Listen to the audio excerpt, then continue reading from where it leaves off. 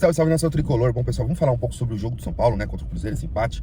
Vamos falar sobre o fico do Zubeldia, né, e vamos falar aí sobre um pouco sobre o Rian Francisco, né, recebeu algumas sondagens aí, alguns olheiros vieram ver ele, né, mas antes disso, se inscreva no canal e deixa o seu like aí e ative o sininho aí para as notificações, ok? Então, bora pro vídeo. Bom, pessoal, é o seguinte, né, São Paulo e Cruzeiro, né, fizeram um duelo pela terceira rodada do Brasileirão, né, São Paulo recebeu aí no Morumbi mais ou menos um pouco mais de 37 mil pagantes, né, bom, falando um pouco do jogo, assim, não teve muita coisa, né? O Ferreirinha fez mais o gol, o São Paulo acabou recebendo empate tudo no segundo tempo. O primeiro tempo foi uma lástima, né? O segundo tempo ele foi um pouquinho melhor, teve os 2 gols, mas também sem muita coisa. Cruzeiro fazendo muita cera, mas enfim, assim, essa é basicamente a análise do jogo. O São Paulo não teve muita criação, faltou um pouco de criação, mas assim, o fato é que o São Paulo não tem jogador, né?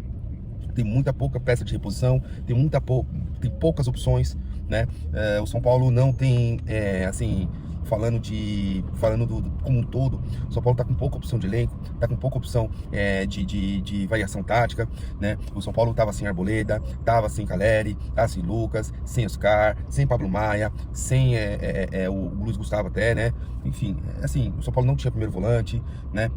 Tinha que poupar o Alisson, tava sem até o Ferrarese, né? Que jogou pela seleção, voltou, jogou 2, 3 jogos seguidos, tinha que dar uma parada, entendeu? Porque senão foi detectar uma provável lesão. Então, assim, o São Paulo teve que substituir o Alisson, né, no metade do campo, e a gente sabe que até o Ferreirinha comentou que ele pediu para ser substituído tanto nesse jogo como contra o Alianza Lima, porque ele estava pregado em campo, né, tava sem condições de jogo mais, estava muito cansado, enfim, também pela disposição tática que ele faz, né, saída e volta, né, ajudando a defesa, então fica um pouco mais difícil, né.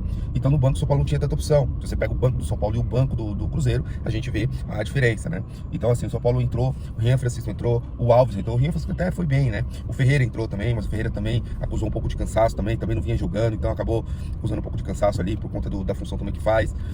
Então assim, é difícil mesmo, assim, a gente vai olhar todo o elenco do São Paulo tem um elenco muito curto, né, então é muito difícil ali você manter um nível tático, né, então a torcida tem que entender isso, né, tem que entender isso. Falando um pouco aí até dessa questão de elenco, né, eu acho que, e torcida, né, e diretoria, a diretoria aí montou um elenco bem curto, e a gente, assim, precisa entender essa situação também, né, a gente não pode também colocar tudo na conta do treinador, tudo que acontece, porque tem todo o contexto por trás. Então, acho que nós como torcida tem que pôr a mão na consciência e apoiar um pouco mais e cornetar menos, porque a gente vai precisar levar esse time no colo, tá ok? Assim como foi em 2023. Bom, falando do fico do Zubeldia, tá, gente? Zubeldia fica até pelo menos o jogo do Santos, que foi o que o Belmonte disse na zona mista pra ESPN, né? Pra mim, o que eu acho, né? Eu venho aqui, eu sempre falo, eu defendo a permanência do Zubeldia, porque eu acho que o problema do São Paulo vai além de técnico, né? Vai de direção, financeiro, outros problemas que o São Paulo não pode contratar, o São Paulo não pode ter um elenco numeroso, e o São Paulo, se você pegar de todos, é o que menos investiu no futebol nessa primeira janela de transferência, né? O time do São Paulo é bom, mas o time do São Paulo só é bom quando tá todo mundo ali, né? Agora, quando a gente tá com vários desfalques, como foi ontem no caso, né, contra o Cruzeiro, vai ficar mais difícil, né? Então a gente tem que pôr isso aí, e aí eu venho repetir o que eu falei sobre o jogo.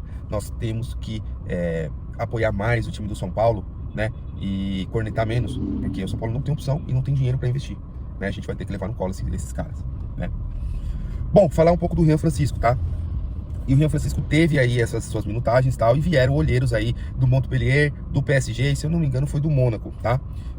Posso estar enganado, tá? A informação veio através do Alexander Vieira, né, que eu peguei, né, créditos a ele, e que eles vieram ver o Rian Francisco para um possível investimento aí, para possível contratação no meio do ano, né, do jogador, né. O Rian Francisco foi até bem, teve um pouco mais de personalidade, mas assim, vamos ver o que vai acontecer, né. Não dá também pra gente vender a troco de banana, a preço de banana, né, o Rian Francisco, como foi o William Gomes, né, e assim, vamos ver como que vai ser, né? O Rian Francisco tem uma multa alta, né? Agora eu não lembro quanto que acho que é cerca de 400 milhões, alguma coisa assim de reais. E vamos ver aí como que o São Paulo vai se comportar aí, caso venha uma proposta pro Rian Francisco, né? Uma proposta vantajosa, assim, não, enfim, né? Basicamente é isso, tá, pessoal? A gente tem que aí tá apoiando o clube, tá? E apoiando o time aí, porque não tá fácil, né? A gente vê que a gente não tem muito elenco e não tem muito pra onde correr, tá bom? É isso aí, pessoal. Tamo junto e vamos São Paulo!